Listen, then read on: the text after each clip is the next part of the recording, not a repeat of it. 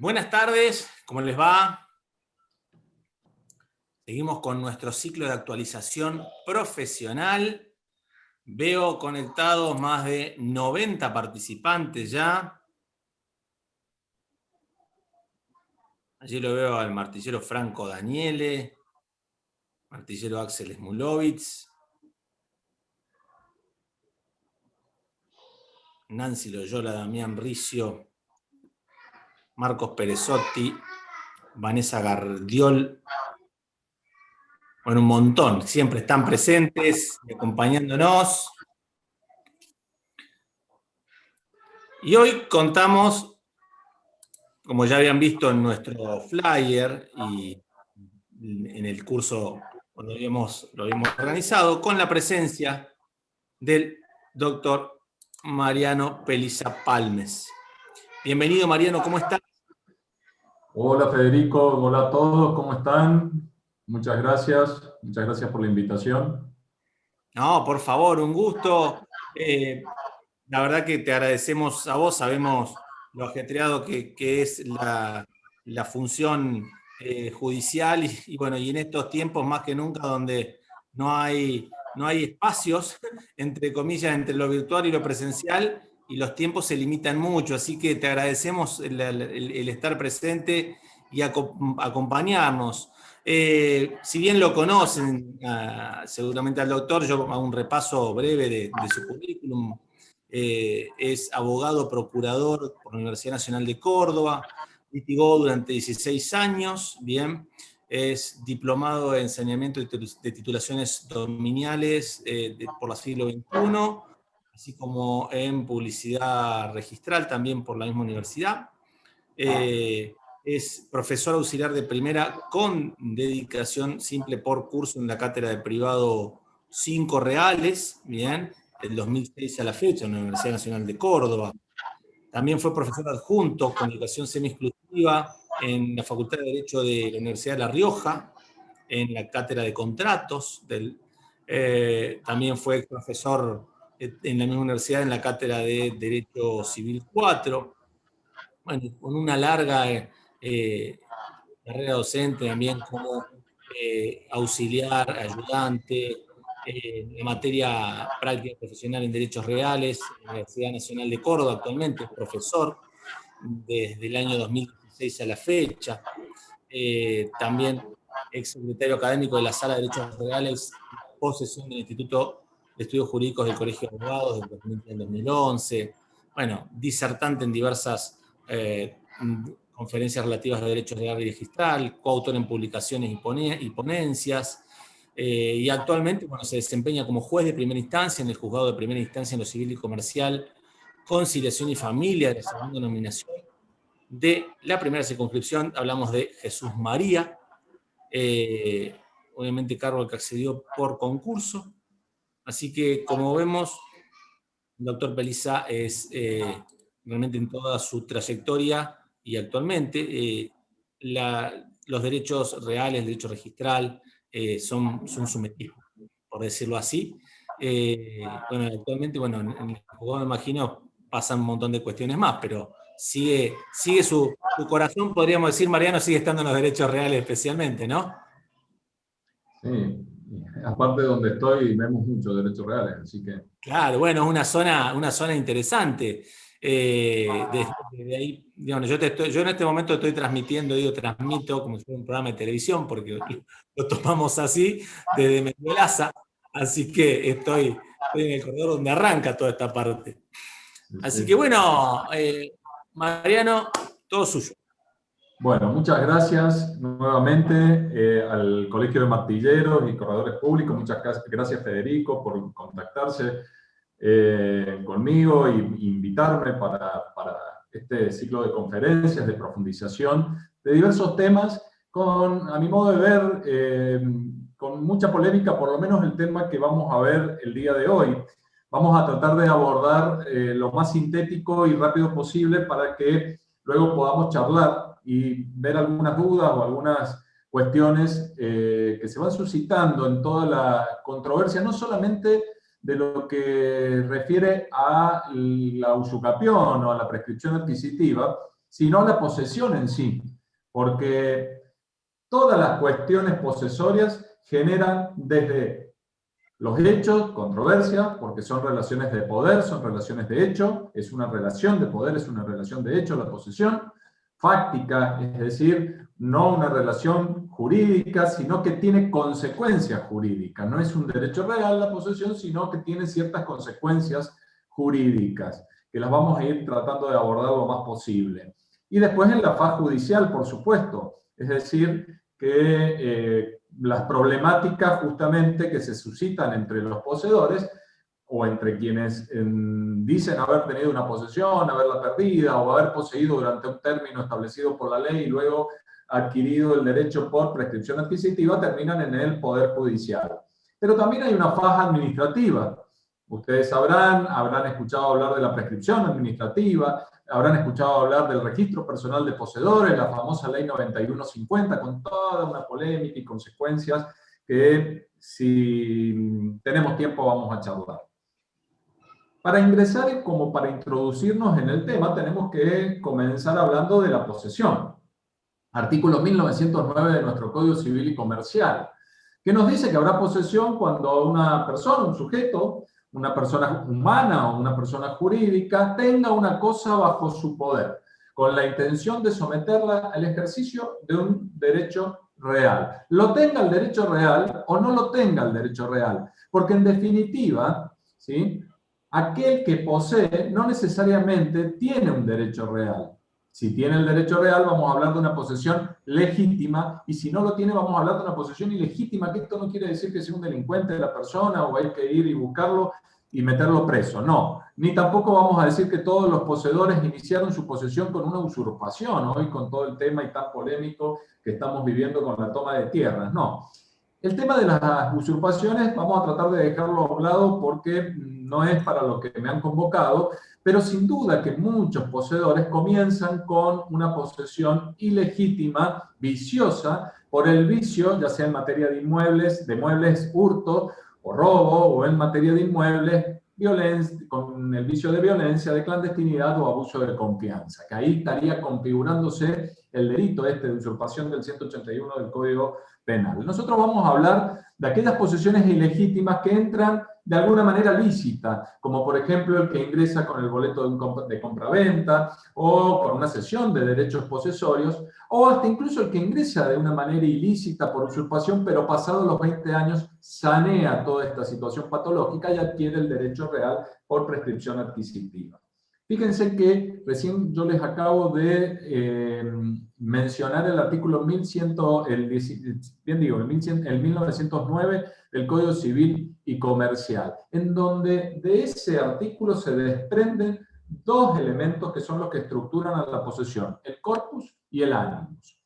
Muy importante tener en cuenta estos dos elementos, sobre todo el primero, porque el corpus, que es el más importante, es el que nos va a llevar necesariamente en todas las cuestiones judiciales a la prueba de la posesión. Probado el corpus, se presume el animus; probado el corpus, se presume que estoy poseyendo. Fíjense ustedes que el artículo 1911 de nuestro Código Civil, esto al margen y entre paréntesis, les comento que nuestro Código Civil y Comercial, a mi modo de ver, ha venido a superar ampliamente al Código de Vélez en cuanto a las cuestiones posesoras. No solamente en la cuestión de la relación de poder de posesión, sino todo lo que implica la prueba de la posesión y luego la defensa de la relación de poder tanto de la posesión como de la tenencia con las demás acciones posesorias. Se ha simplificado todo esto, ¿sí? Antes les generaba cierta dificultad a los operadores jurídicos todas estas cuestiones porque realmente tenían cierta complejidad. Hoy se ha venido con el Código Nuevo Civil y Comercial a simplificar todas estas cuestiones y les puedo asegurar que para todos los operadores jurídicos, tanto para nosotros que tenemos que valorar como para los abogados cuando tienen que probar, y también para ustedes los martilleros en algunas situaciones que ya vamos a pasar a especificar a lo largo de la exposición, también se ha venido a simplificar. Fíjense que el artículo 1911 nos habla de la presunción de posesión. Es una presunción. Todo aquel que tiene una relación de poder con una cosa se presume que es poseedor y no tenedor. Es una presunción juris tantum. ¿Qué quiere decir esto? Admite prueba en contrario. Es decir, que aquel que considere que en realidad la relación de poder no es de posesión, deberá probarlo. Es decir, es una presunción que carga con la prueba aquel que diga lo contrario, es a favor de quien está en la relación de poder con la cosa. Esto, por supuesto, tiene ciertas consecuencias jurídicas en la prueba, sobre todo cuando tenemos que probar posesión. Por ejemplo, en algunos juicios como el desalojo versus la posesión.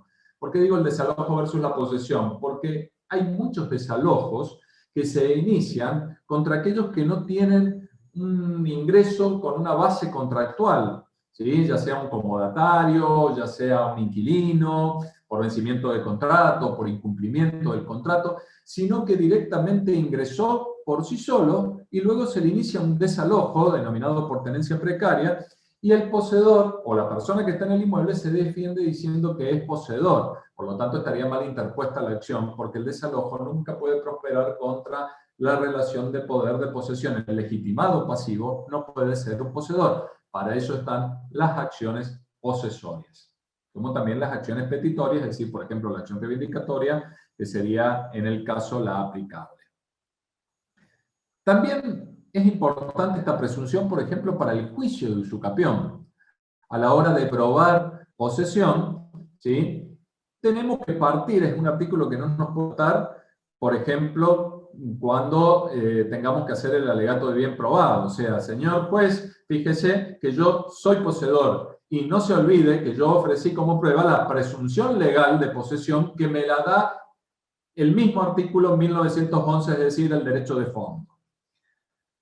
La importancia de la posesión, ¿por qué es importante la posesión? Y bueno, miren, lo más importante de todo, con lo que tenemos que comenzar, es que la mayoría de los derechos reales se ejercen a través de la posesión. Artículo 1961.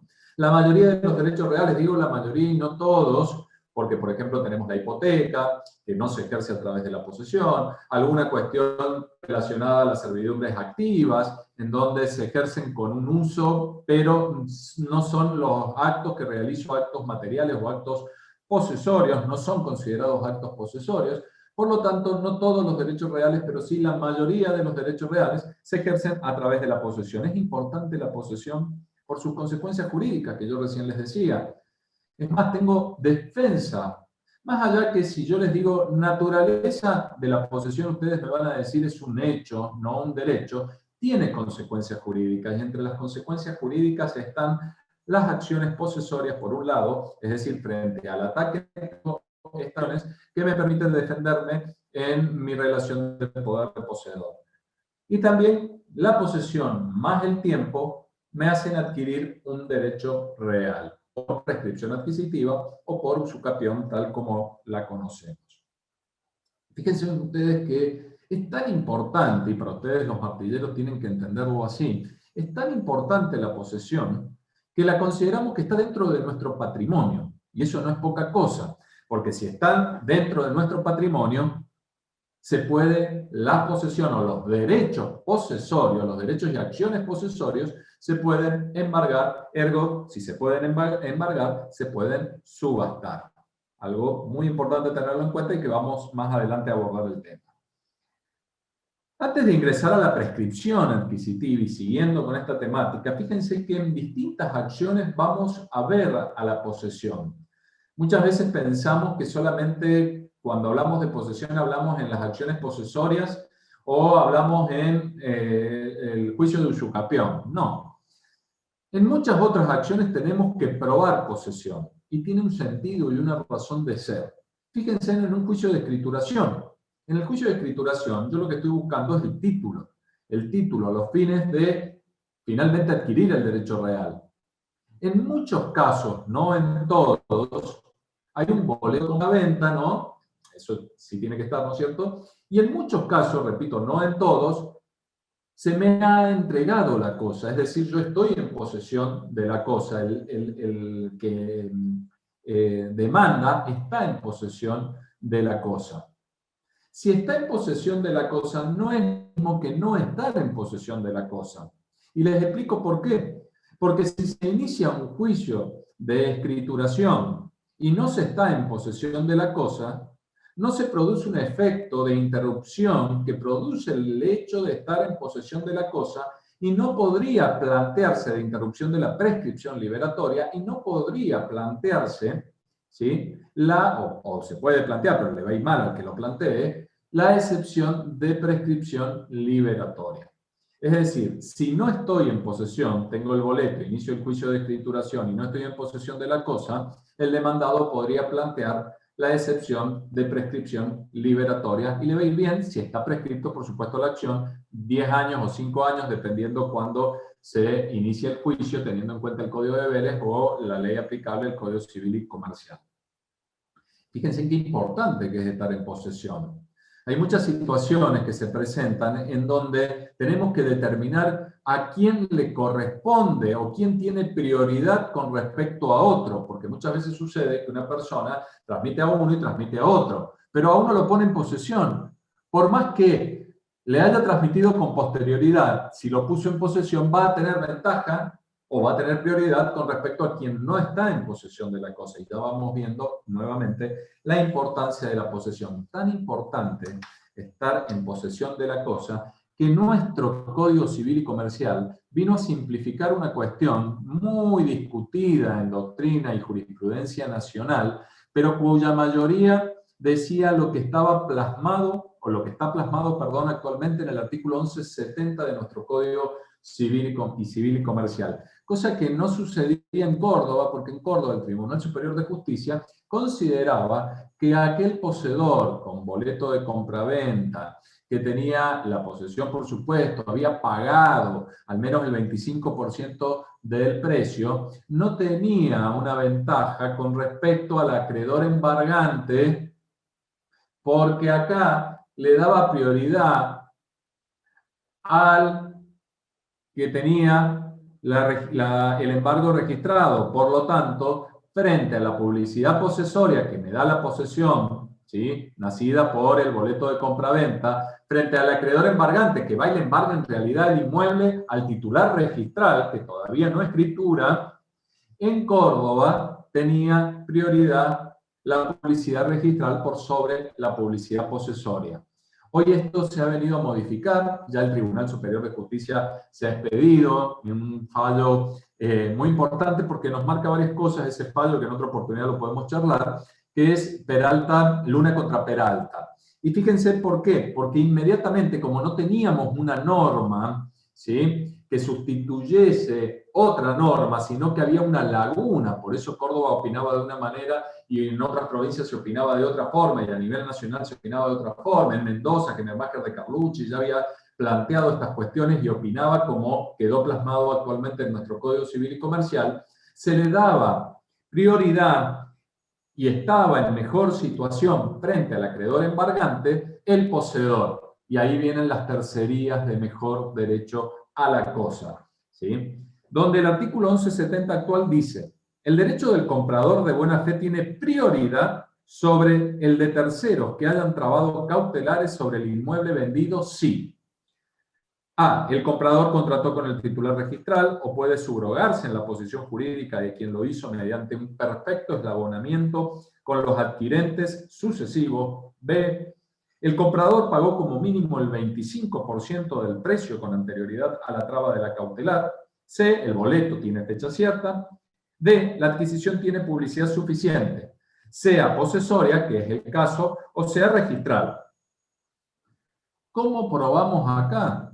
Y tenemos que probar en la tercería de mejor derecho a la cosa que estoy en posesión de la cosa para tener prioridad con respecto a un acreedor embargante. ¿Y cómo voy a probar? Con estos artículos que les vengo diciendo, 1911, con actos materiales, con actos posesorios. Primero le voy a decir: mire, señor juez, estoy en poder de la cosa, estoy ocupando, no importa cómo, no le voy a demostrar si construí o no construí, le demuestro que estoy ocupando. Ahí ya juega la presunción del 1911.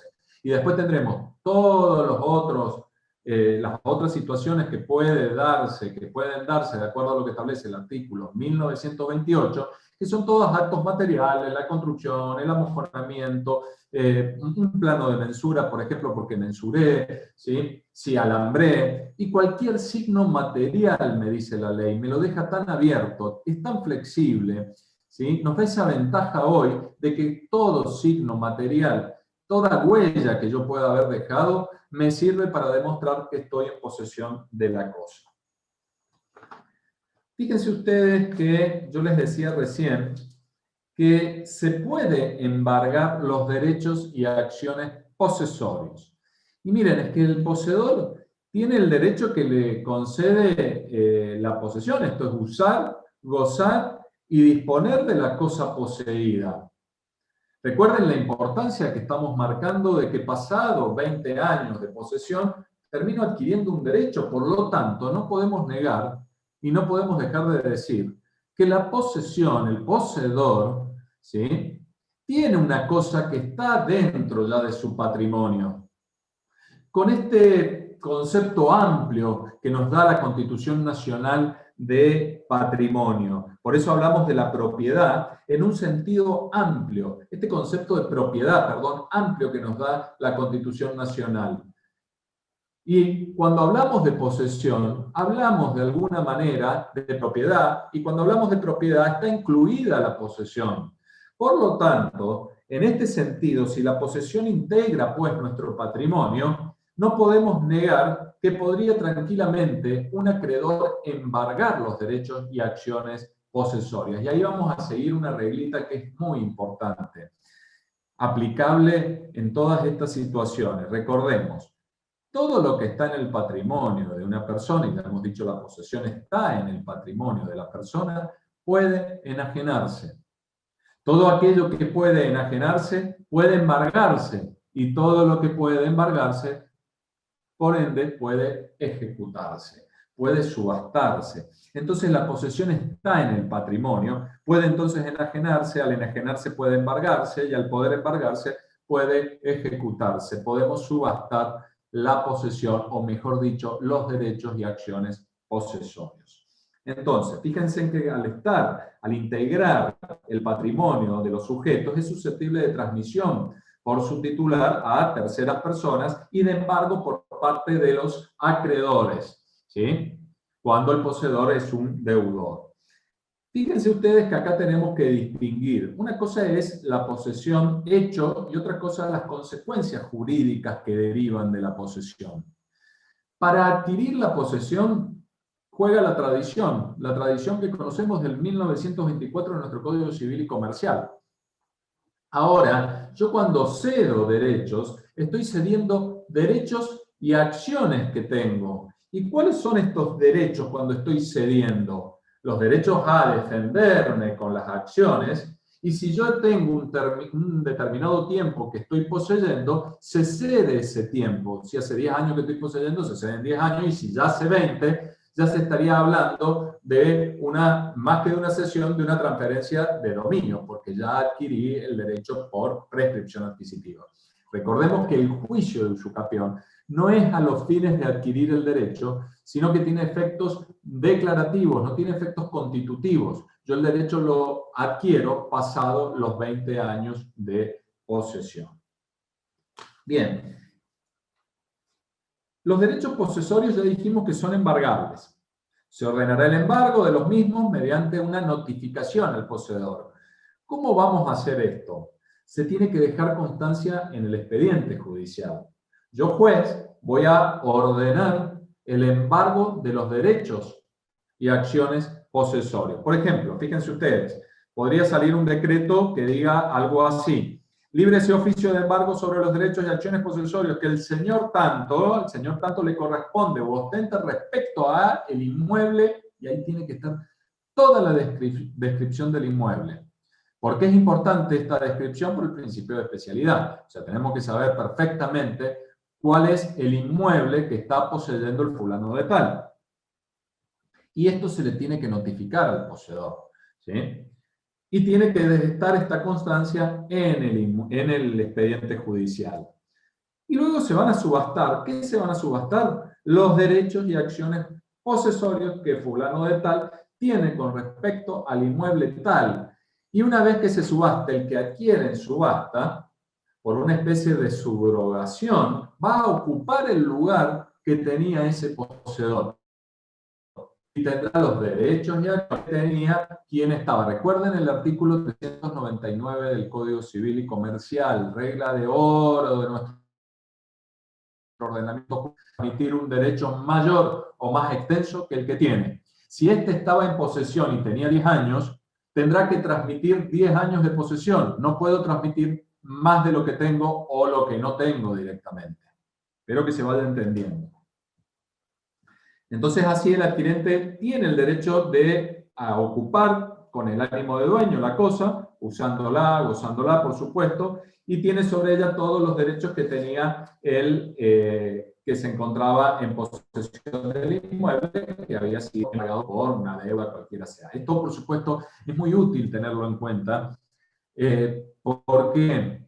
Porque muchas veces no sabemos si la persona tiene algún otro bien, ¿sí? No le hemos encontrado bienes muebles, no le hemos encontrado bienes inmuebles, y de golpe sabemos que está en posesión de un inmueble. Fíjense que puede serles útil una búsqueda, no tanto, digamos, por la publicidad posesoria en sí, sino por la publicidad registral en materia posesoria o posesoria en materia registral, a la inversa.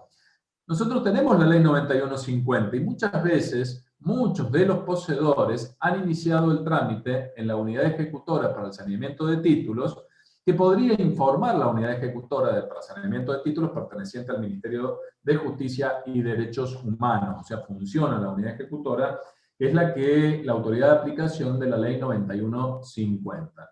Y si no, si ya concluyó el trámite y logró ese poseedor la anotación en el registro personal de poseedores, podría tranquilamente oficiarse al registro personal de poseedores, que funciona en el registro de la propiedad, perteneciente al Ministerio de Finanzas, para que nos informe si fulano de tal se encuentra anotado como poseedor respecto a algún inmueble. Como ahí partimos de la persona, decimos, fulano de tal, ¿tiene algún inmueble registrado como él poseedor? Él está como poseedor respecto a algún inmueble dentro de la provincia, y nos informará el registro personal de poseedores o el registro en realidad de la propiedad, que sí, que no, dependiendo de lo que el registro tenga.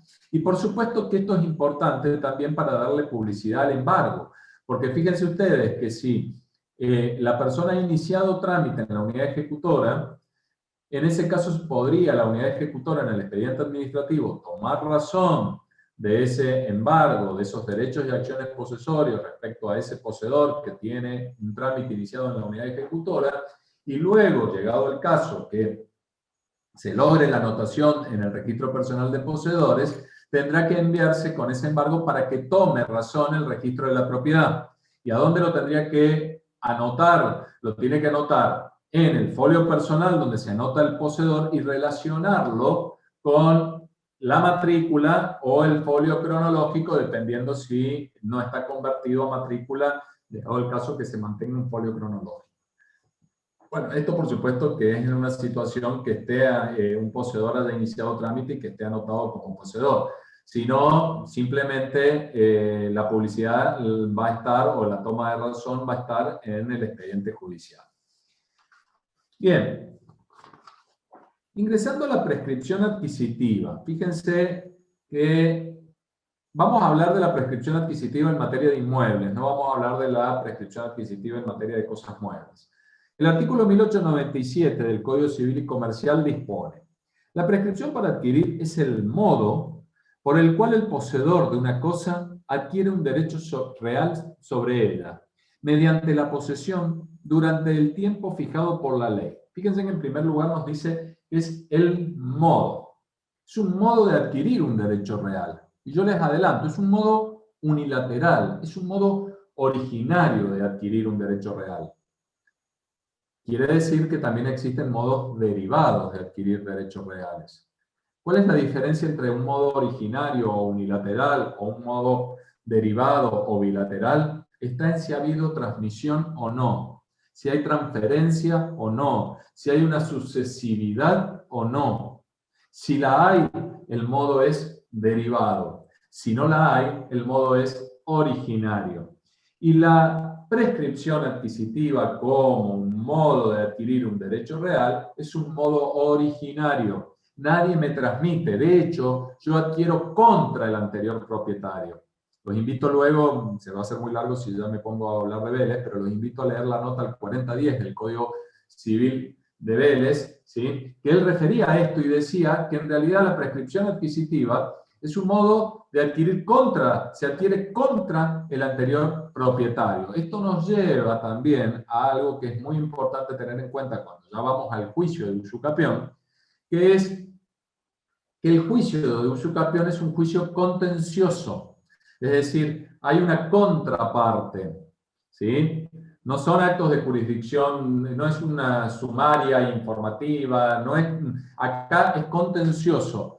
Tenemos a una contraparte. Y esa contraparte ya vamos a ver quién es el que tiene que ser la contraparte en un juicio de usucapión. Fíjense ustedes que para adquirir por prescripción adquisitiva necesito una posesión, corpus y animus, ya dijimos. Lo que se prueba es el corpus, el animus se presume, probado el corpus, que es lo que como yo exteriorizo que estoy poseyendo. Como para que ustedes lo entiendan, en este momento todos estamos exteriorizando posesión con la ropa que tenemos puesta, con la lapicera que tenemos en la mano, es decir, con los lentes que tengo yo puestos. Bueno, estoy exteriorizando, eso se llama publicidad posesoria, ¿sí? Y esos son actos posesorios en definitiva, son actos materiales en un inmueble y bueno, la construcción, el amojonamiento, un alambrado o cualquier signo material, sembrar, o sea, en un inmueble productivo, todos esos son actos posesorios, 1928 del Código Civil. Pero para adquirir por prescripción adquisitiva, la posesión tiene que ser continua y ostensible. Esa continuidad tiene que ver con esto que yo les estoy diciendo. Tienen que haber actos materiales positivos, es decir, que yo le esté dando un destino a la cosa. Porque hay muchas cosas que pueden estar dentro de mi ámbito de custodia, ¿sí? Y que sin duda yo estoy poseyendo, pero la posesión es discontinua. Yo siempre les digo esto a mis alumnos y cuando doy alguna conferencia, ¿saben cuándo nos damos cuenta, cuándo nos enteramos de las posesiones discontinuas? Cuando nos mudamos. Cuando nos mudamos nos damos cuenta de todas las cosas que tenemos, pero que no le damos ningún destino. Es más, que ni recordamos que teníamos, ¿sí? Uy, los que tienen sótano, los que tienen la pieza, vieron de guardado, esas valijas que están llenas de objetos, y bueno, todas esas generalmente son posesiones discontinuas, ¿sí? Porque no le estamos dando ningún destino. Acá la posesión para adquirir por prescripción adquisitiva tiene que ser una posesión continua. Tengo que realizar actos materiales y la continuidad también se presume. Porque la continuidad lleva un tiempo, es decir, esos actos materiales los tengo que realizar durante el término que establece la ley, pero hay una presunción muy a favor y que me sirve en la prueba para el juicio de usucapión, que es probado el comienzo y probado el final, lo del interín se presume. Entonces, es muy importante este artículo porque lo que yo voy a tener que probar es la posesión del comienzo y la del final, y lo del interín se presume. Ya vamos a ver rápidamente cómo tenemos que probar en el juicio de usucapión. Tenemos dos tipos de prescripción adquisitiva. La breve, de 10 años, que se tiene que dar con un justo título y buena fe. El justo título es menos que el título suficiente, que es el que me sirve para adquirir el derecho real. El justo título es aquel que cumple las formalidades establecidas por la ley. Estamos hablando de inmuebles, es decir, la formalidad para adquirir un derecho real sobre un inmueble, sabemos todos que es la escritura pública, de acuerdo a lo que establece el artículo 1017 de nuestro Código Civil y Comercial, pero no cumple con ciertas condiciones que hacen al fondo. Es decir, ya sea porque quien está transmitiendo no está legitimado o no tiene la capacidad para transmitir. Artículo 1902. Si yo tengo un justo título y tengo buena fe, la buena fe es la buena fe creencia, estoy persuadido de la legitimidad de la posesión que tengo, estoy convencido de que quien me transmitió es el verdadero propietario o tenía la capacidad para transmitir, pero no la tenía, pero yo estoy convencido que sí, tengo razones para pensar y es decir, no tengo duda, es decir, tengo buena fe. Pero como el título no es un título suficiente, es un justo título, no adquirí el real. Pero si tengo esa buena fe, tengo el justo título más posesión de 10 años, ahí sí adquiero el derecho real. Nosotros vamos a hablar o vamos a abordar la prescripción adquisitiva larga, la del 1899, que dice, si no existe justo título o buena fe, el plazo es de 20 años. Pasados los 20 años, adquiero el derecho por prescripción adquisitiva. El derecho nace pasados los 20 años. No es que ¿sí? Tengo que hacer el juicio. En realidad, estoy en búsqueda del título formal, estoy en búsqueda del título instrumental. No estoy en búsqueda, en realidad, del derecho, porque el derecho ya lo adquirí. Recuerden ustedes que el juicio tiene efectos, o la sentencia tiene efectos declarativos, no constitutivos del derecho. El derecho ya se adquirió pasado los 20 años que establece la ley. Acá estamos en búsqueda de la titularidad cartular, porque la titularidad real ya la tengo, y la titularidad registral la tiene a quien voy a demandar en el juicio de usucapión, quien figure inscrito en el registro de la propiedad. Como para hacerles un breve resumen en cuanto al juicio, ya les he dicho que el juicio es contencioso, o sea que tiene que haber una contraparte. Fíjense ustedes que esto lo establece la ley 1459, una ley nacional que no ha quedado derogada con el Código Civil y Comercial. Esta ley, aguárdenme un segundo, por favor, que están tocando, bueno, esto pasa, están tocando la puerta en mi casa y no hay nadie. Espérenme un segundo. Está bien, Mariano, no te preocupes. Son cosas de la nueva normalidad.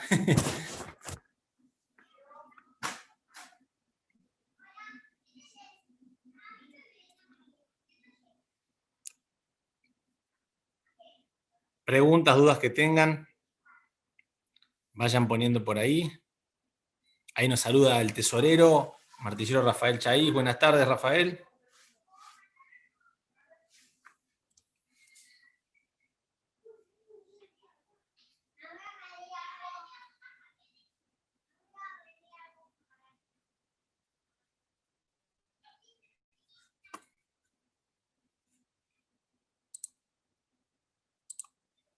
Ahí te habilito.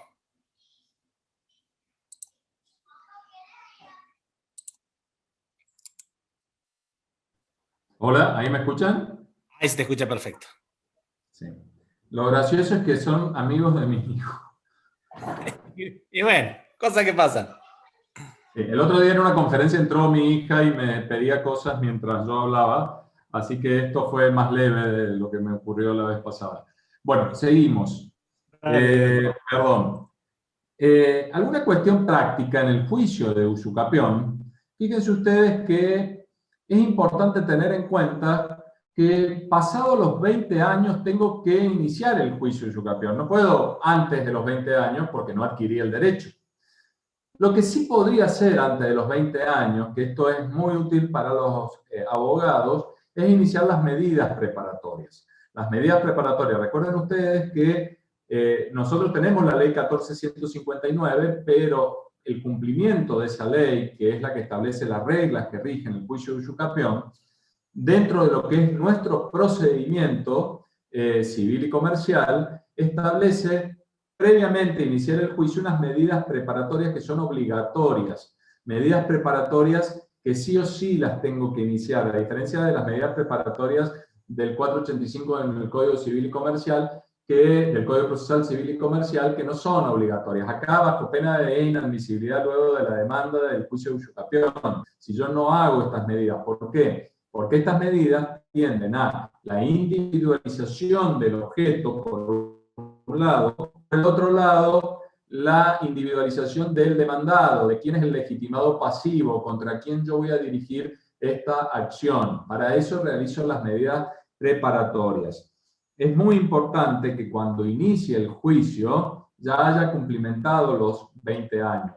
¿Por qué? Porque de acuerdo a lo que establece el artículo 1905 de nuestro Código Civil y Comercial, yo tengo que determinar, yo juez, tendré que determinar en la sentencia cuándo se cumplimentaron los 20 años.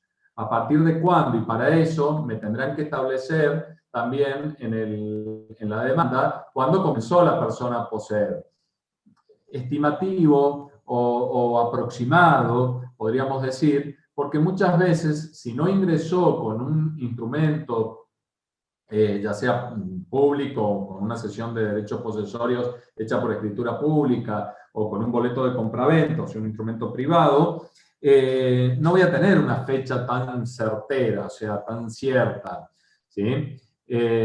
Si tengo la fecha, bienvenido sea, porque también tengo la presunción de que todo lo que diga el título es lo que es. Si hay una presunción juris tantum, admite prueba en contrario, quien diga lo contrario deberá probar. Sí, usted tiene un boleto de compraventa, pero no ingresó en la fecha que dice el boleto, o ingresó mucho después y no se le cumplieron aún los 20 años, podría decir el titular registral demandado en el juicio.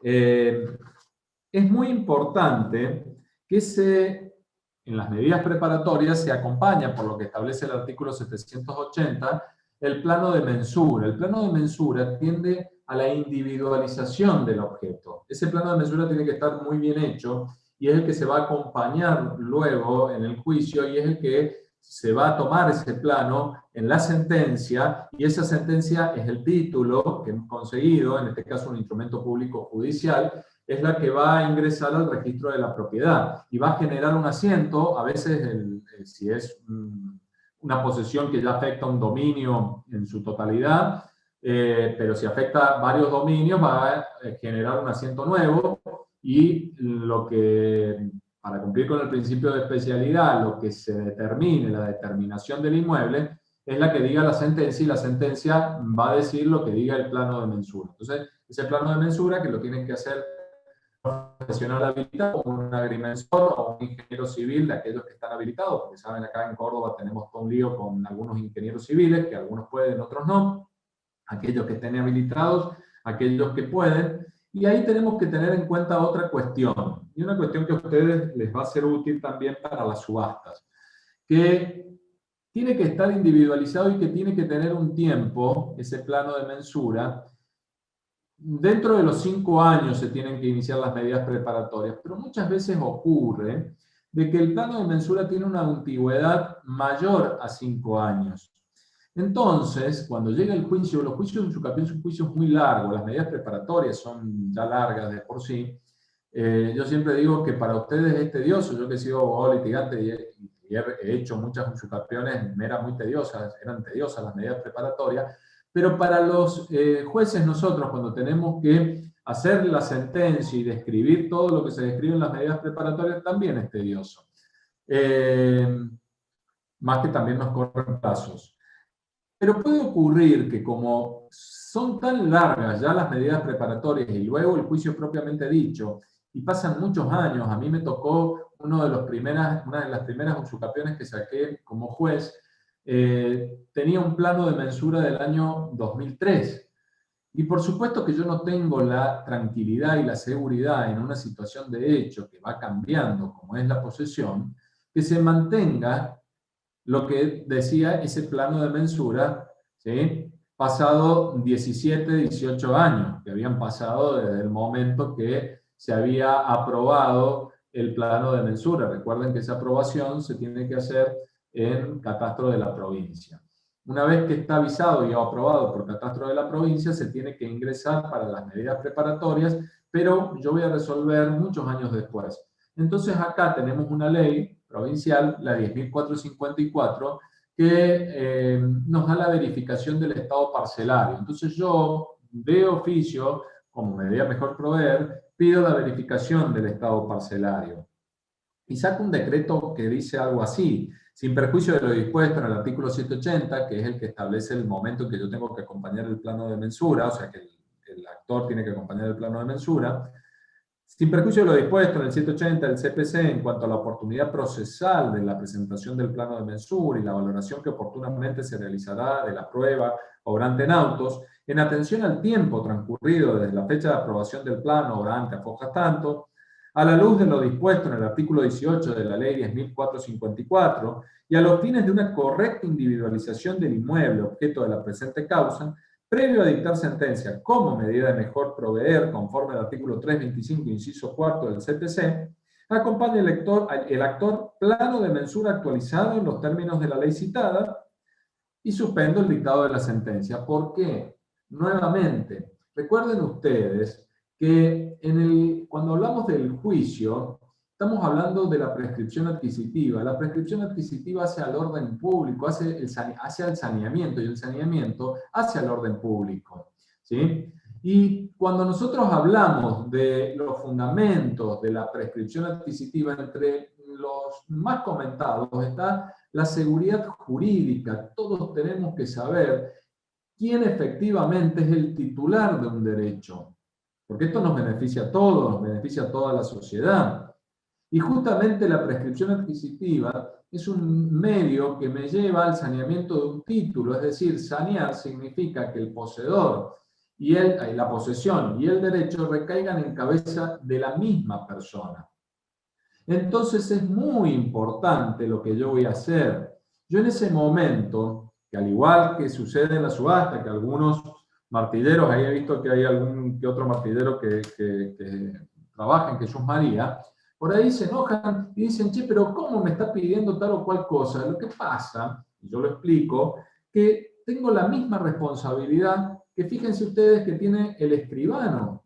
El escribano, cuando va a hacer una escritura traslativa de dominio, previamente pide un certificado en el registro de la propiedad. Previamente lo que hace el escribano, ¿sí?, es pedir el título inscripto y tenerlo a la vista. Es decir, el que figura en el registro de la propiedad como titular registral tiene que tener un título, es decir, tiene que ser titular cartular, y él lo tiene que tener a la vista para hacer la escritura traslativa de dominio, porque él tiene que cumplir con lo que se llama el tracto sucesivo. Y él tiene que cumplir ni más ni menos con lo que les dije hace un ratito, el 399 del Código Civil, porque nadie puede transmitir algo que no tiene, y todo esto lo tiene que corroborar el escribano. Yo, juez, a la hora de tener que mandar a inscribir un derecho adquirido por prescripción adquisitiva, tengo que tener no el título inscrito a la vista, porque sin duda que soy yo el que le está dando el título con la sentencia, con el instrumento público judicial. Pero tengo al menos la titularidad que denominamos como causal. ¿Cuál fue la causa? Y bueno, que poseyó durante 20 años. Demuéstreme esos 20 años. ¿Cómo me los va a demostrar? En la prueba, en el procedimiento, ¿sí? Y tengo que tener ese título inscrito a la vista y tengo que tener la seguridad de que ese es el objeto. Entonces, si ha pasado muchos años desde, y todo esto funciona en todo, este razonamiento que les estoy haciendo, es el razonamiento que tienen que tener ustedes, ¿sí? Cuando ustedes van a una subasta, saben que quien está vendiendo somos nosotros, y si yo estoy vendiendo, tengo que tener seguridad de lo que estoy vendiendo, y ya vamos a hablar al respecto, y ya vamos a hablar qué pasa si en el inmueble se encuentra alguien que dice tener un derecho, ¿sí?, un titular real, es decir, y dice, yo soy el titular real, yo soy el que ha poseído durante 20 años y he adquirido el derecho por prescripción, y tenga cuidado, señor, que si usted vende, va a vender una cosa donde está ocupada por alguien que dice que es el titular de hace 20 años, por lo tanto tiene él el derecho, porque pasados los 20 años, él es el que adquirió el derecho por prescripción adquisitiva.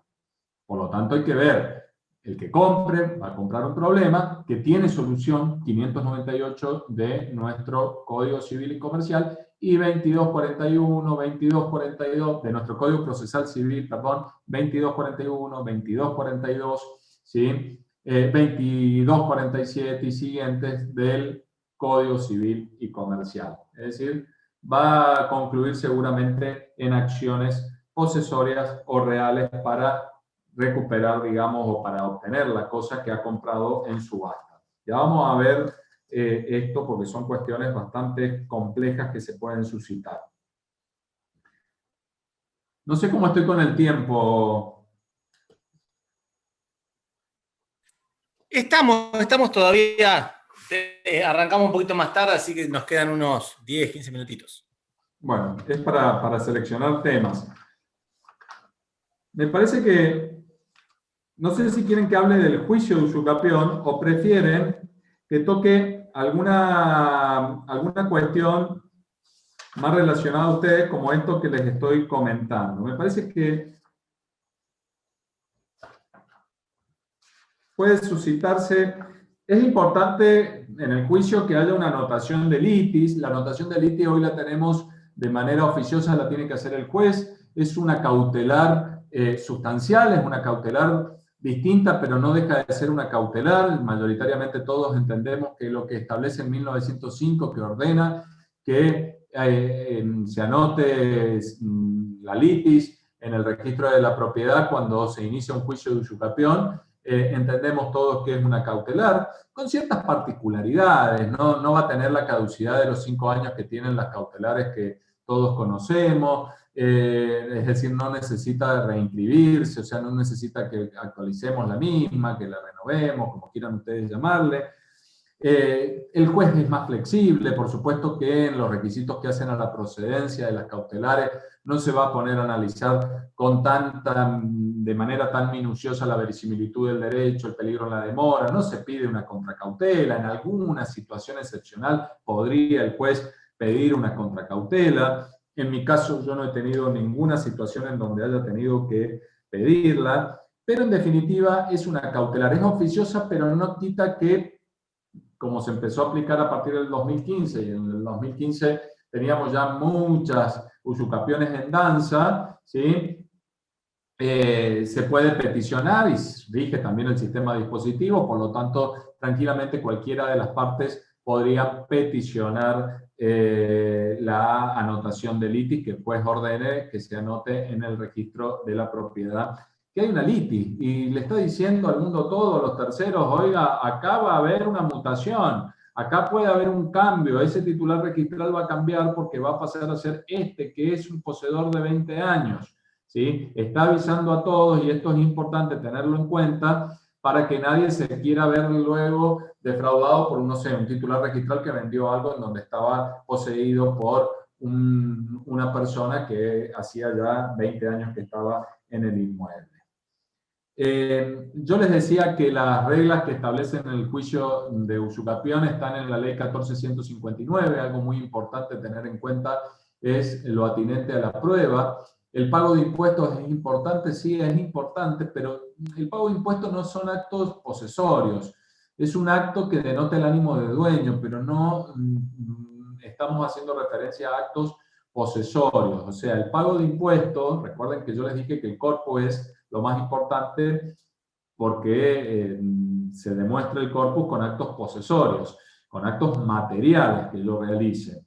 Y el ánimo se presume a partir de ahí. El pago de impuestos hacia el ánimo de dueño, en realidad, porque como yo siempre digo, no se me ocurre pagar los impuestos del vecino, ¿sí? Salvo, no sé, que sea mi papá o mi mamá el vecino.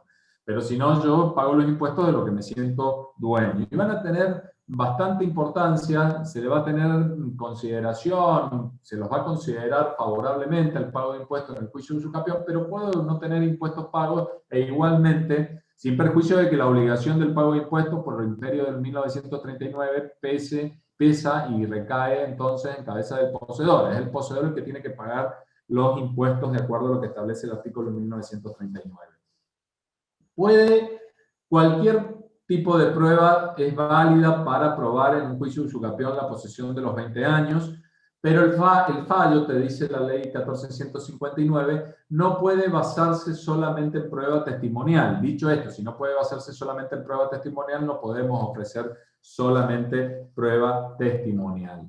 Y luego la sentencia, que va a tener efectos declarativos, ingresará al registro de la propiedad, se tiene que publicar edictos, va a ingresar al registro de la propiedad y ahí sí el registro va a tomar razón y va a haber ese cambio. Sí, y llegado el caso, para mí en todos los casos, pero bueno, ahí hay algunas diferencias, tiene que ordenar el juez también la cancelación de los asientos anteriores, sobre todo si generamos un nuevo asiento.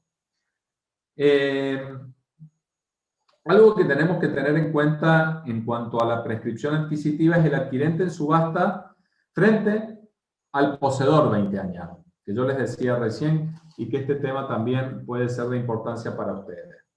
Recuerden el 500, ustedes todos lo deben conocer, por supuesto, el 569 de nuestro Código Civil, de nuestro Código Procesal Civil, que como diligencias previas a la subasta de un inmueble se requieren previamente informe de deuda de impuestos, despensas, la situación registral, catastral, y finalmente me dice, y el estado de ocupación del inmueble, el estado de ocupación, qué importante, ¿no? Y es muy importante para mí, que soy el que va a salir a vender, que en qué situación se encuentra el inmueble. Si está ocupado, y esto es, fíjense, volvemos a lo que hace el escribano. El escribano pide un certificado en el registro de la propiedad y pide una certificación catastral también, que esto yo considero que también lo tenemos que ver nosotros los jueces a la hora de vender. Fíjense ustedes, el estado de ocupación del inmueble, porque es a los fines de publicitarlo. Tenemos que publicitar por edicto cuál es la situación del inmueble, y ustedes, si conocen que en el inmueble hay un ocupante distinto a quien es el titular registral, eso se debe decir, eso sería de gran importancia que se haga de esa manera. No es lo mismo que se encuentre un inquilino que se encuentre un poseedor de 20 años. Recuerden que cuando vamos a hacer la tradición, la entrega de la cosa, esa tradición tiene que ser vacua. 1926 del Código Civil, que nos dice, para adquirir por tradición la posesión o la tenencia, la cosa debe estar libre de toda relación excluyente y no debe mediar oposición alguna. Es decir, me está diciendo, y tiene que ser sin contradictor alguno. Frente a la situación de la entrega de la cosa, no tiene que haber alguien que diga, no, oiga, espere, acá yo soy el dueño porque yo poseo durante más de 20 años, por lo tanto he adquirido el derecho por prescripción adquisitiva. Fíjense que todo esto lo trata nuestro Código de Procedimiento en el artículo 598, que nos dice, el adjudicatario será puesto en posesión de los bienes que no se encontraren poseídos por terceros. Si se encontraran ocupados por tenedores o cuasi poseedores, ahí no hay problema, estamos todos contentos, felices todos, ¿no? Ahí. Si se encontraran ocupados por tenedores o cuasi poseedores puestos por el propietario ejecutado, serán notificados de que en adelante deberán reconocer como propietario al adjudicatario. ¿Saben cómo se llama esa tradición que vamos a hacer? La tradición por indicación. 1892, 1923 del Código Civil. Tradición por indicación es una tradición denominada de las abreviadas, es una modalidad de tradición, donde le damos al adquirente, no le vamos a entregar la cosa, sino lo que vamos a hacer, vamos a respetar al poseedor, al tenedor, por ejemplo, un inquilino que está en el inmueble, simplemente le vamos a notificar a este inquilino que de ahora en más no tiene que reconocer más como dueño y señor de la cosa al fulano de tal que usted reconocía, sino que ahora tiene que reconocer al adquirente por subasta, que es este otro fulano de tal, y a quien le va a tener que pagar los alquileres, por supuesto. Fíjense en ustedes que el juez verifica la situación jurídica del inmueble. Cuando ustedes piden todos los informes y verifican y me dicen cuál es el estado, también vemos una situación real. ¿Cuál es la situación real? Esta es la fotografía. Cuando yo digo real, es la fotografía en los hechos. Esta, la situación fáctica, esta es la situación que se encuentra en ese inmueble. Y va a ponerlo luego en posesión, y lo va a poner en posesión, y bueno, puede suceder que haya un contradictor, porque ahí estamos frente a una tradición no vacua, no es vacua, porque tiene que ser vacua, o si no, la tradición por indicación, estamos hablando siempre que esté ocupado por alguien distinto al titular registrado. Y la última parte del 598 nos dice, los poseedores con ánimo de dueño, el que yo les digo, por ejemplo, un poseedor de más de 20 años, serán notificados que ya ese poseedor, más que el ánimo de dueño, ya es dueño, si efectivamente ha poseído durante el término que establece la ley, serán notificados de la adjudicación a los efectos que por derecho hubiere lugar. Recuerden que no podemos ir, y yo no voy a poder ir porque si lo hago, genero un despojo judicial. No puedo ordenar el lanzamiento del poseedor que se encuentra en el inmueble distinto, es decir, un poseedor legítimo o ilegítimo, porque legítimo si ya pasaron los 20 años, ilegítimo si todavía no cumple los 20 años. Pero es un poseedor distinto al titular registral. Entonces yo, por un principio que lo tengo que tener bien claro a la hora de resolver todas las cuestiones, porque este principio está en todo el ordenamiento jurídico, no está nada más que en estos temas que estamos hablando, que es el de que nadie puede ejercer justicia por propia autoridad.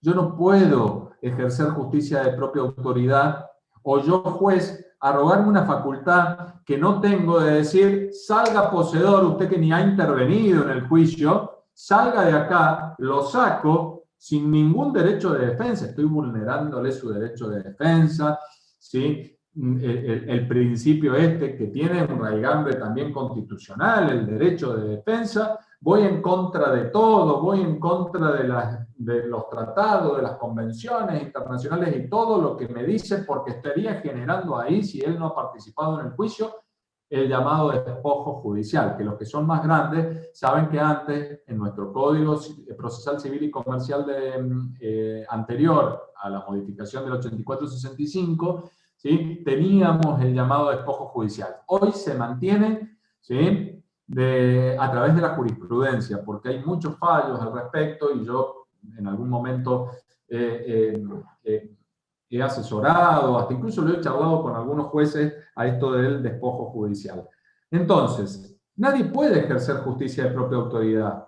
Si hay un poseedor y el adquirente, ¿qué va a hacer? El adquirente, por un fallo, un plenario, Arcadini contra Maleca, que se mantiene todavía, va a quedar legitimado para iniciar las acciones correspondientes, sean posesorias o sean petitorias, a los fines de sacar a este poseedor. Pero el problema lo va a tener si tiene un poseedor de 20 años, que prueba, por ejemplo, en una acción reivindicatoria, también podría serlo en una acción posesoria, pero sobre todo en una acción reivindicatoria, que él hacía 20 años que estaba en el inmueble. Hay que tener mucho cuidado entonces, por eso yo me pongo tan exigente en algunas cuestiones, mucho cuidado por la responsabilidad que esto implica. Por lo tanto, es muy importante que se especifique correctamente qué es lo que se va a vender y en el estado en el que se va a vender.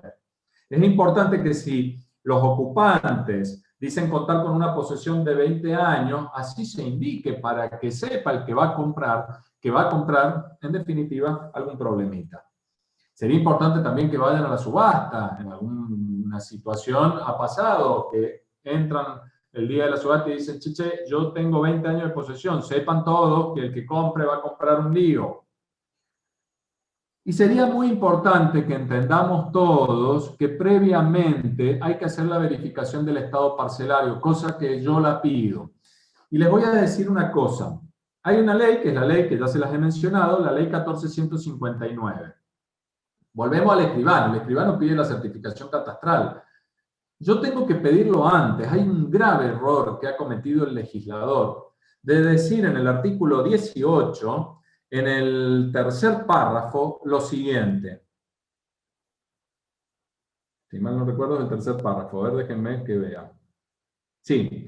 La caducidad del estado parcelario no impedirá las enajenaciones forzosas, pero el adquirente, o sea, el que compra en la subasta, debe proceder a la verificación o actualización del mismo, sin lo cual no puede inscribirse la adquisición en el registro general de la provincia. Yo creo que debe hacerse antes de la venta.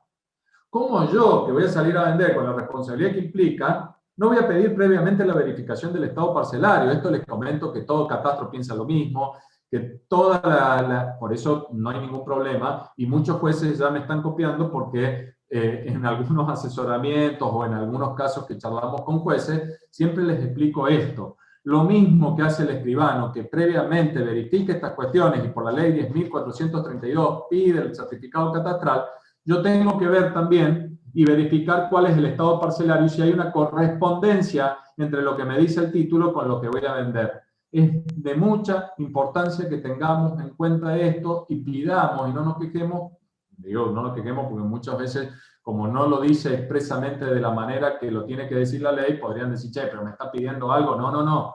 Estamos pidiendo algo que genera la seguridad que tenemos que tener a la hora de vender. Bueno, espero que he tratado de ser lo más sintético posible y de tocar algunos temas que me parece que son de importancia sobre todo en la función que tienen la mayoría de los que están presentes. La verdad que más que interesante porque además la perspectiva es donde lo explica, porque además es importante destacar que has estado del otro lado de la barandilla. Entonces, creo que ese es un gran capital para quien tiene, digamos, quien asume una judicatura, entonces no es poco, ¿no? Porque a veces es comprender esa realidad de casos desde el otro lado. Pero sobre todo me gustó muy práctico cómo lo has planteado. De hecho, se han dado varias consultas y demás que ibas respondiendo ahí a medida que iban diciendo. La verdad que ha sido muy claro y sobre todo en esto, muy práctico, que es algo que siempre destacamos de las charlas porque, bueno, obviamente la parte teórica también la has dado, has explicado, pero cuestiones que en general estamos entre profesionales y se conocen, pero acá has traído la casuística y te agradezco porque eso realmente le da un valor agregado muy grande al curso. Así Bueno, que, gracias. No sé si no, hay preguntas, si nos tenemos que ir, como ustedes quieran. no sé si hay alguna pregunta que quieran hacer puntual. Bueno, ya veo ahí felicitaciones, agradecimientos. Tuvimos un rating de más de 100 personas conectadas todo el tiempo, Mariano, así que como verás, el tema interesó y mucho, la verdad Y que... aparte les digo, he tratado de hablar y de sintetizar, tenemos tanto para hablar de todos estos temas y relacionados, y es una temática que cada vez se ve más, porque indudablemente Córdoba, la provincia de Córdoba, tiene un gran problema con las irregularidades dominiales, ¿sí? Entonces nos encontramos con esto que yo les decía recién, que la posesión anda por un lado y el derecho anda por el otro. Sanear es juntar a la posesión y el derecho que recaigan en cabeza de la misma persona. Y lo vemos en el juicio de escrituración, que rápidamente les dije algo, pero tenemos horas para hablar de eso, en el juicio, en las tercerías de mejor derecho a la cosa, en las acciones posesorias, en las acciones reivindicatorias, dentro de las reales la acción reivindicatoria, en el desalojo versus la posesión que les decía. Es decir, vemos esta materia y la posesión y el adquirente por prescripción, la subasta, recién veíamos el adquirente por prescripción adquisitiva y la subasta, las cesiones de derechos posesorios. Hoy por hoy, bueno, vos podés embargar y podés ejecutar y todo eso genera toda una dinámica dentro de una gran problemática que existe. Y por eso tenemos la prescripción administrativa, tenemos procedimientos administrativos que finalmente terminan logrando el saneamiento. Y bueno, es un tema para hablar horas y horas y Ya, horas. veo ahí varios me dicen que haya una segunda parte. Bueno, yo estoy pensando un poquito más allá, quizás podemos armar con vos y otros colegas algún curso, así como hemos hecho un curso de especialización donde hemos tocado varios temas, podríamos armar algún ciclo de conferencias donde se toquen todas estas cuestiones de derechos reales que creo que son importantes. Y sobre todo, bueno, esto que, digamos, la cuestión de la posesión es clave, como lo has planteado, seguro muchos pensaron en casos que tenemos o distintas cuestiones, porque me parece que, sobre todo en esto, lo que vos decís de la provincia de Córdoba, sacando la parte, la historia reciente, ¿no?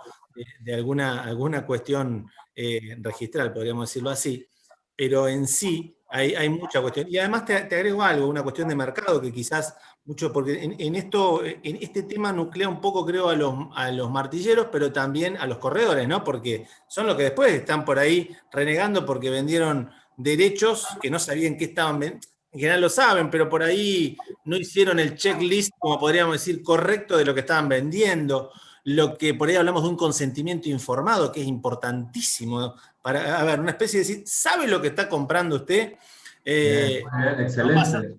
Excelente lo que decís, porque nosotros todos tenemos una función docente muy importante. Yo siempre digo, el escribano antes de hacer por ejemplo, una sesión de derechos posesorios por escritura pública, tiene que explicarle a las partes lo que está vendiendo y qué es lo que debería figurar y qué, aparte de decir que soy poseedor, qué es lo que le debería acompañar para luego acreditar esa posesión. Ustedes, los martilleros, tienen que también informar, ¿sí? Y explicar lo que se va a vender, por ejemplo. ¿Sí? Nosotros los jueces lo hacemos a través de nuestros fallos, pero también cumplimos con esa función docente. Y recién dijiste algo que es muy importante, y esto nos nuclea a todos. cuando sucedió lo que sucedió y sigue, ya está casi todo resuelto y ya encaminado en el registro de la propiedad, justamente fueron consultados todos estos profesionales, ustedes, escribanos, es decir, se tuvo que, aquel fiscal y aquel juez que tuvo que resolver, ¿sí?, empezar a conocer toda esta temática con una profundidad, que es lo que les pasa a los fiscales ahora con las usurpaciones. Claro. Es muy importante tener en claro todos estos temas, ¿sí?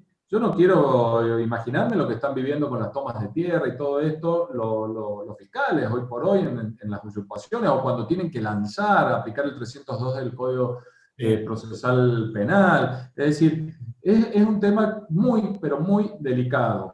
Y que estamos hablando también de muchas veces de la vivienda de las personas, que ahí es donde involucra más situaciones y genera algunas polémicas que, bueno, no hay tiempo como para ingresar, No, ¿no? no, Pero, es que son prácticamente para otra charla. Y además te agrego una cuestión que se está dando en el mercado. A ver, que si bien cuando los martilleros, los corredores lo podrán decir mejor, pero no, digamos, conozco por clientes a los cuales he tenido que, los he derivado a corredores y demás, porque desde Buenos Aires, desde Buenos Aires principalmente, de Cava, están buscando para venirse a vivir al interior. Y en eso, la importancia de lo que se vende, porque una cosa hablemos de Córdoba capital, Gran Córdoba, acá Mendiolaza, Villa Allende, sabemos que estamos, pero de acá cuando empezamos a correr para Sierras Chicas, donde empieza a verse digamos, emprendimientos inmobiliarios que se conocen, ¿sí? Imagínense si en la ciudad de Córdoba pasan cosas con el emprendimiento inmobiliario, imagínense cuando empieza a agarrar para la ruta para aquel lado, para donde está Mariano y demás, que hay que realmente primero informarse muy bien de lo que tomen para vender. Importantísimo. Ojo lo que agarran para vender. y claro, no nos olvidemos la responsabilidad de ustedes, ¿sí? Hay que tener mucho cuidado porque hay una cuestión también de responsabilidad profesional. Miren, yo antes cuando era abogado litigante, no hace tanto, yo hace 3 años que soy juez, como abogado litigante, hace 3 años atrás, no estábamos en la situación que estamos ahora. Yo me he sorprendido con ver ya malas praxis que bueno, sin ir más lejos, el otro día se publicó una mala praxis por dejar perimir un juicio y por supuesto que el que inició el juicio de mala praxis estaba representado por un abogado, o sea, ya un abogado a otro abogado. Ya todo esto, que antes era como hasta mal visto. Miren, hace muchos años, cuando yo empecé a litigar, muy jovencito, allá por el año 2000, 2001, ¿sí? Hablabas con abogados grandes y estaba hasta mal visto plantearle una aprehensión a otro abogado, ¿sí? O sea, ¿cómo te voy a plantear la aprehensión de instancia? Era como hasta una mala palabra hacer eso. Yo resuelvo de 10 causas que me entran a fallo, 3, 4, 5 son de estos temas que estamos hablando hoy. Y después, regulaciones de honorarios y pensiones. Sí. Todos los días se están planteando pensiones. Y hoy ya estoy viendo la mala praxis de abogados contra abogados. ¿Sí? O sea, esta cuestión de responsabilidad que nosotros todos, desde el lugar en el que estemos, tenemos, de informar, de hacer en definitiva las cosas como corresponde, tenemos que tomar conciencia que los tiempos también ya han cambiado y estamos viviendo una anormalidad que ya nos está resultando más normal, pero esto también empieza a generar necesidades y en la necesidad también se empiezan a mover un montón de otras cuestiones. Entonces ya viene, perdió el juicio y el abogado que le inicie la demanda en contra del corredor público que le vendió, en contra del martillero, en contra del abogado, en contra... Y ya nos agarrarán a nosotros los jueces también en cualquier momento. Pero no sé si me explico. Claro, es que era a ver, tiene que ver con todo esto, por eso cuando yo digo el consentimiento informado, muchas veces explicar, el consentimiento informado en los acuerdos que a veces hacemos los abogados de honorarios y demás cuestiones, Pero acá en particular, donde por ejemplo, bueno, ahí están comentando que, bueno, en general tras la sierra, claro, hay muchísima posesión para aquel lado, y la gente en general lo rechaza y quiere con escritura.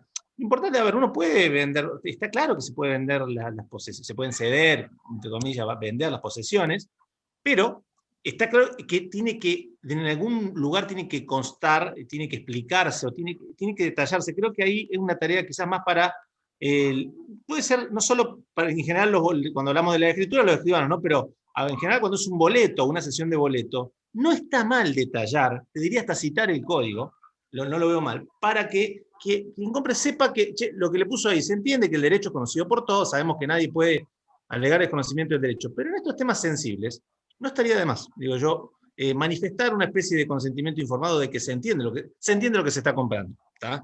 Eso es a lo que voy. Excelente lo que estás diciendo, excelente. Y esto es importante en todos los órdenes.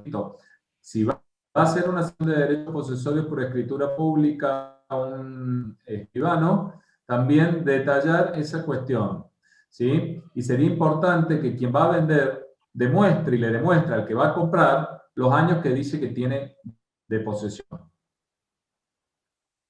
Que conste, porque después cuando nos piden iniciar los procesos a nosotros, ahí es donde nosotros, que también hay que, y ahí en esto hay que saber cuándo decir que no, y también les digo, digo, especialmente a los corredores, ojo cuando agarren para vender ese loteo que están viendo que, dicen, a ver, no, sepan, la permisología, todo lo que implica, además de la parte, estamos hablando registrada, ¿no? Pero todo lo que implica eso, para después evitarse, saben que no solo, ya no es un dolor de cabeza, un juicio, se lo digo, acaba de decir el señor juez, un juicio que viene después y es un tema y es, a ver, yo soy de la generación de abogados que tenemos seguros de malpraxis, porque bueno, porque es costumbre, porque en los estudios con los que trabajo es parte de lo que nos requieren las normas IRAM o ISO dependiendo, pero bueno, porque sabemos que está. Y como vos decís, la prevención antes era un llamado por teléfono, llamarlo al colega, avisale, che, mirá que fuiste. Entonces el colega me tiene escrito, pero hoy ya no existe más. Y como diría Guido, está mal, pero no tan mal. Entonces, claro, es una cuestión que sigue. Bueno, Mariano, muchísimas gracias por tu tiempo, la verdad, y a todos por estar y acompañarnos. Tomamos la posta que nos han dicho y ya vamos a organizar, estamos medio cerca de fin de año, pero probablemente ya para 2021, porque la agenda también de todos los disertantes puede estar medio compleja, pero te vamos a convocar para armar una interesante ciclo relacionado a derechos reales y demás, y especialmente, bueno, esperemos que sea con la vieja o nueva normalidad o una mezcla, vamos a ver qué se da, porque por ahí es la vieja normalidad transmitida por Zoom también. Así que sí, pues, vamos a ver qué se puede hacer. Bueno. A los que hablaban de inscribirse recién, les pido pongan el nombre y el DNI en el chat. Yo lo voy a dejar conectado un rato y ya lo liberamos al doctor Pelisa Pani. Te agradezco en nombre del Colegio Profesional de Martilleros, Corredores Públicos de la provincia de Córdoba, a sus autoridades que están presentes aquí. Esta excelente disertación, la verdad que ha sido fantástica y muy enriquecedora. Nos llevamos mucho. Bueno, les agradezco, saludo a las autoridades, saludo a toda la gente del Colegio de Martillero. Nuevamente gracias por convocarme y gracias a todos ustedes que han estado escuchando y espero que les haya servido y que sea útil. Hasta un próximo encuentro. Muchas seguramente, gracias. seguramente. Nos vemos. Chao.